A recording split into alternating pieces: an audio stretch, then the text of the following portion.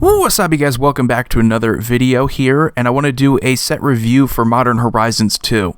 Now, going into this, what I wanted to see was a focus on Modern primarily, and then of course, some support, some cards thrown in there for Eternal formats. It seems like we got that, and whether the second set here is on the same level of power as the previous one, that remains to be seen.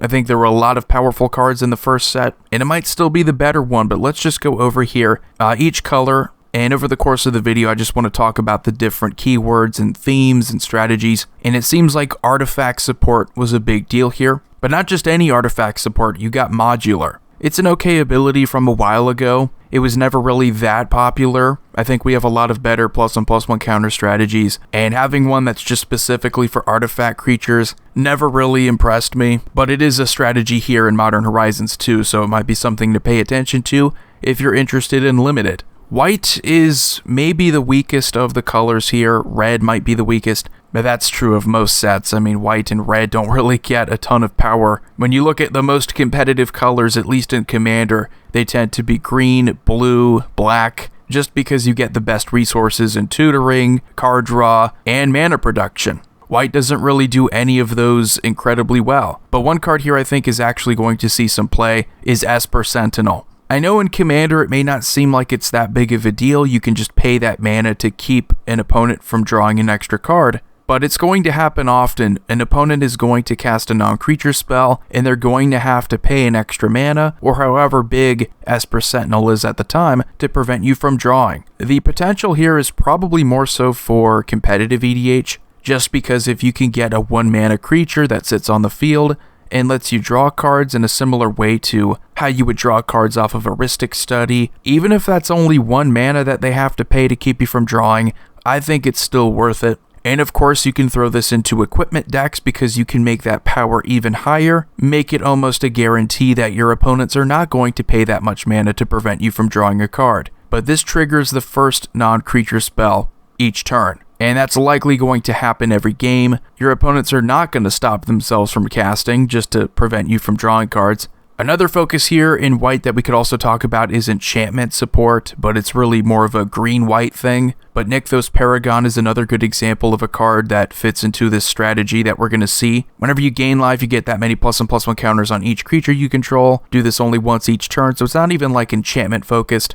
It's just an enchantment creature with a life gain ability, but we do get some nods to Theros here, and that seems to be in the form of enchantment creatures. As far as mythics go in white, you get Serra's Emissary and Solitude. The better of the two being Solitude. I think Solitude is actually quite playable in white in Commander. It's like a force card where you just exile another card instead of paying its mana cost, and you evoke it instead of just casting it and having it out there. So you Swords to Plowshares, that's a card people already play, and while this might not see play in every white deck, it's going to see play in some. Serra's Emissary I don't think is going to be as playable. It does offer all your creatures protection from the chosen card type, which could be powerful.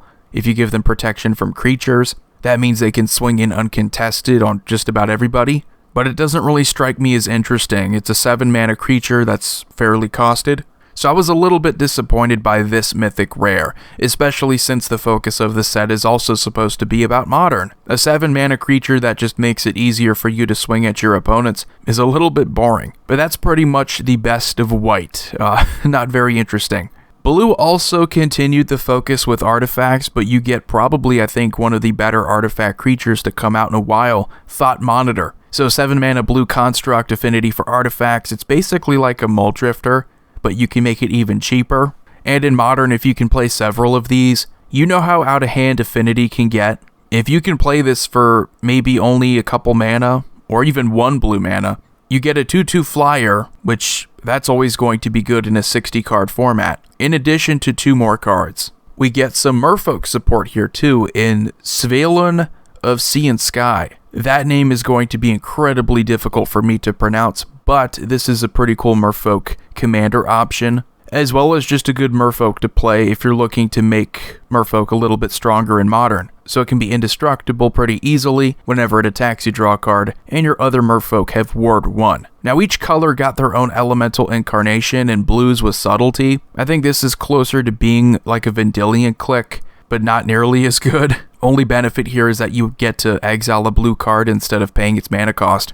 The fact that you can only choose creatures or planeswalkers is a bit limiting, but if you can play it without paying its mana cost, it might be worth it. And the other mythic here in blue, Murktide Regent, is another card that I think really showcases the strength of this set for Modern. You have to remember that's supposed to be the primary focus, so I'm not disappointed, that's what I was expecting. And Murktide Regent's not exactly a card that would be powerful in Commander, it's just a blue dragon that can make itself bigger whenever instants or sorceries leave your graveyard. But this does have potential to see some Modern play. The card in blue that I think I'm the most excited for, that maybe not a lot of people are talking about yet, is Fractured Sanity. 3 mana blue sorcery, each opponent mills 14 cards. For 3 mana. Even in Commander, that's a ton of value for just 3 mana. The fact that you can cycle it for card draw and still mill each opponent for 4 cards is also pretty good. And we also get some more Suspend cards in this set, which I wasn't the biggest fan of Suspend the last time around with cards like Mox Tantalite. I thought it was pretty weak. Inevitable Betrayal here is basically bribery, but you have to wait a few turns, which in Modern I think that's definitely going to be worth the wait. But I don't know if you can afford to wait 3 long turn cycles in Commander, so unless you can play it for free in some sort of Cascade deck, I probably wouldn't even bother. And then we have black's big creature here, Archon of Cruelty, which is a little bit tame. You know, if you're looking at ETBs in Commander for 8 mana creatures, you want something that does a little bit more than this, but I think it's perfect for Modern if you can reanimate it from your graveyard. Target opponent sacks a creature or planeswalker, discards a card and loses 3 life. You draw a card and gain 3 life. That really is just for Modern. I don't see that being that competitive in Commander. It's still going to be a good ability if you can get it off, or if you have some kind of Archon Tribal, if that ever becomes a thing. But usually for an ETB like this, you want to hit all of your opponents in Commander, but still good for Modern. We have Damn, which is another Damnation card. It's basically like a combination of Damnation and Wrath of God, because the Overload is 4 mana in white. So instead of just destroying one creature, sorcery speed, you can destroy all and they can't be regenerated. I think that's going to definitely be playable in black and white decks in Commander because, well, that's the only way you can play it. As far as color identity goes, you don't have to worry about that in Modern. Grief is black's elemental incarnation that you can evoke for exiling a black card, because it's basically Thoughtseize. Target opponent reveals their hand, you choose a non-land card from it, and they discard that card. That's definitely going to be more powerful in Modern, just because discard's already powerful. I mean, Thoughtseize has always had a place in Modern. We get Profane Tutor, which is essentially Demonic Tutor for Modern. Demonic Tutor being a card that's just way too powerful to play instantly and get that card to your hand. You do have to wait a couple turns in Modern. Overall, I think it's going to be worth it in Commander too. This is a little bit different than Soul Talisman, which I think Soul Talisman in this set is a little bit boring. I wish we didn't repeat the same Mox Tantalite mistake. You have to build around your deck specifically to take advantage of it earlier on, or else you have to wait a few turns. And no one wants to wait a few turns for just a couple extra mana. You will, however, be willing to wait a couple turns to get a card to your hand, because that will have a bigger impact mid to late game. Another big mythic here is Turok Dreadcantor. With the kicker cost, it's basically him to Turok. That's, where the Turok guy comes from. So really cool discard commander option, made a deck about him. But I think the impact is definitely for discard in Modern. If you want to take advantage of discard, making an opponent discard 2 cards at random, that's going to be devastating. I don't want to say red was weak, but red didn't really do anything for me in this set. I didn't really see any cards that blew me away, but we get Bloodbraid Marauder, can't block, and if you have Delirium, the spell has Cascade, so if you're looking to build some sort of red aggro deck, in Modern, this is definitely going to be one to look out for. Is it Commander playable? Not really. I don't think you would want to play this in Commander just to get something under 2 mana for free. Brea's Apprentice is another one. This is one that would have you thinking it would be good for Commander, but its abilities are rather tame, and you want to make something like this tame for Modern playability, but even then, I don't know if it has Modern playability. You get a Thopter, and you have to tap to sacrifice an artifact, so that makes it even slower. One card I did like out of red was Chef's Kiss. I think this card is incredibly playable. Gaining control of a target spell that targets only a single permanent or player, doesn't matter who it's targeting, or what it's targeting. You copy it, then you reselect the targets at random for the spell and copy it. The new targets can't be you or a permanent you control, so you are untouchable during this process. And you get to copy it too, so if it's a Swords to Plowshares, you're reselecting that target randomly to some creature you don't control, and it can't be you either, so it can't be other spells that target you. That's pretty good for Commander, for Chaos decks at least. That's going to be a staple. Now, Red's elemental incarnation was Fury, so this is definitely, whenever you talk about only dealing a few damage, 3 or 4, it's going to be way more powerful in 60 card formats with only 20 life. So it enters the battlefield, it deals 4 damage divided as you choose among any number of target creatures and or planeswalkers.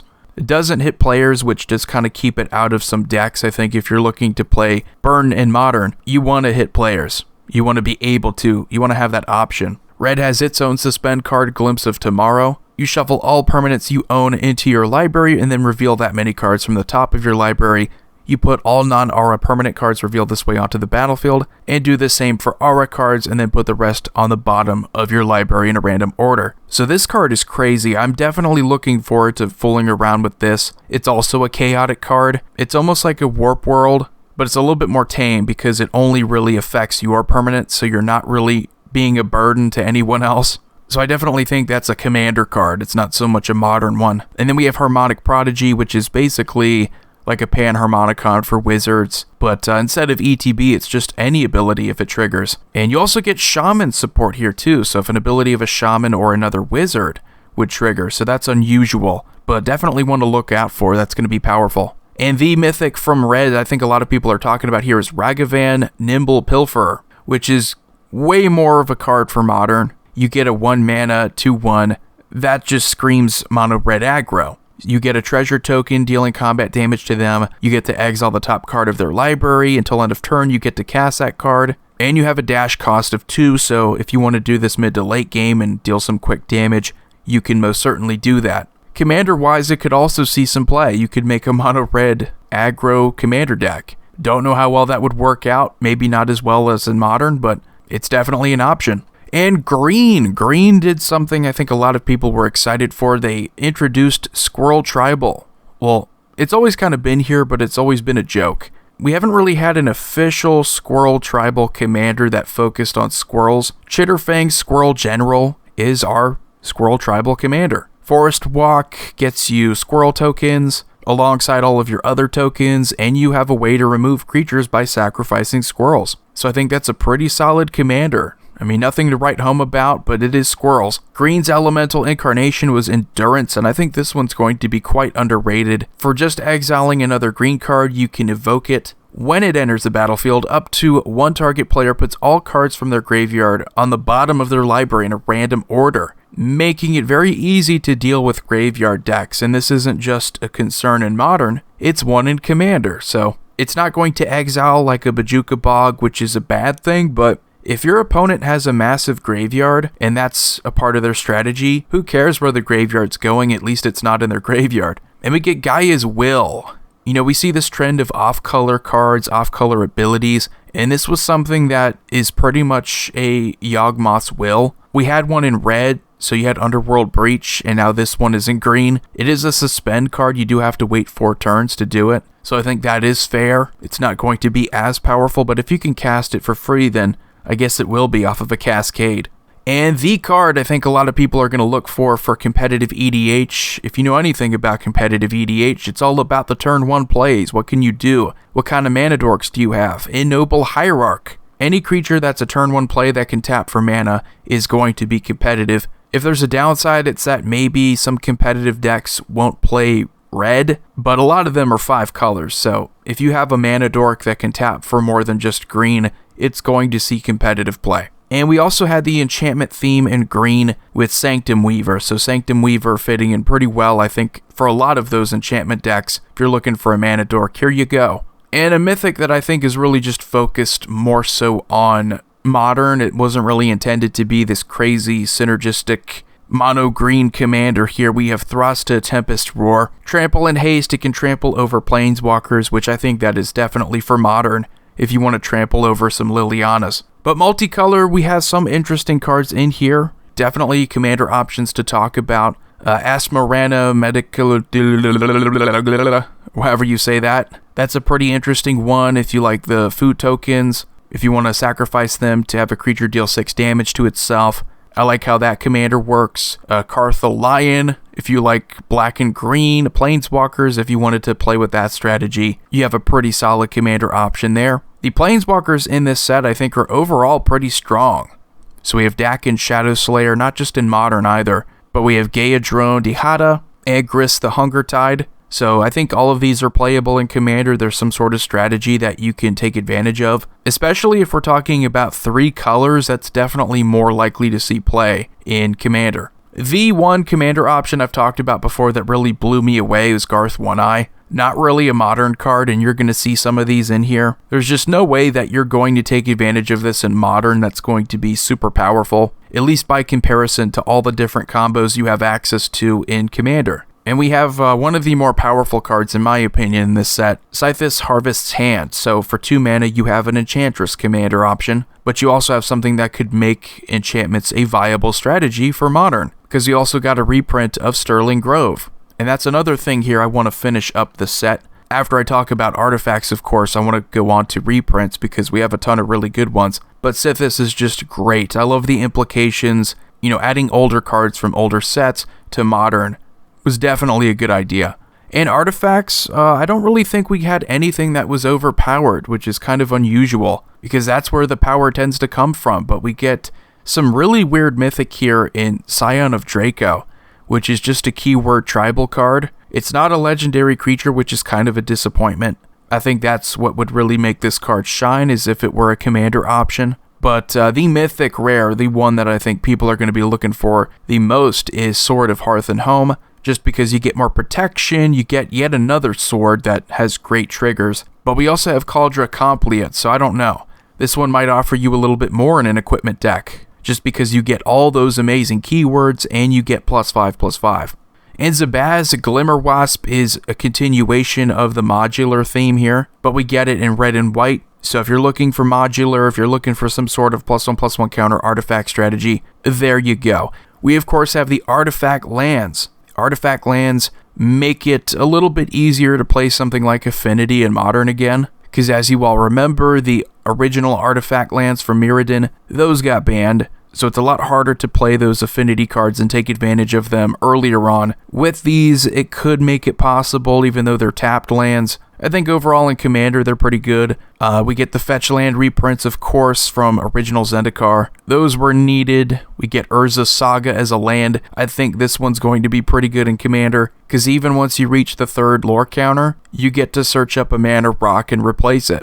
Yavimaya Cradle of Growth is one of my favorite cards in the set, because it's basically a green Urborg. And there are just a ton of cards that synergize with the total number of forests in play. You have forest walk creatures. Every reason why Urborg was good, this could also be good. And we get some really awesome reprints in here. I mean, not just reprints for the sake of making a card more affordable, cheaper, but we get reprints like Braid's Cabal Minion, where it actually means that a card that was never playable before in Modern is now playable. We get one in Patriarch's Bidding. This is Onslaught, so you get a little bit of both here, a good value reprint, and one that is now playable in Modern. More enchantment support here, and more playable enchantment support, as we look at cards like Enchantress's Presence and Sterling Grove, so these are both playable now in Modern. And one of the biggest reprints in this whole set, it's going to be kind of a chase card. I don't know how expensive it's going to remain, but Cabal Coffers. This is something that I just talked about Urborg being powerful. Cabal Coffers, mono black, especially now being playable in Modern, that's going to get out of hand. So anyway, guys, let me know what you think about this set. Will you be getting it? Do you want to watch a box opening? Anything. As always, subscribe, like, comment, share, hit that notification bell. See you all next time. Void here signing off.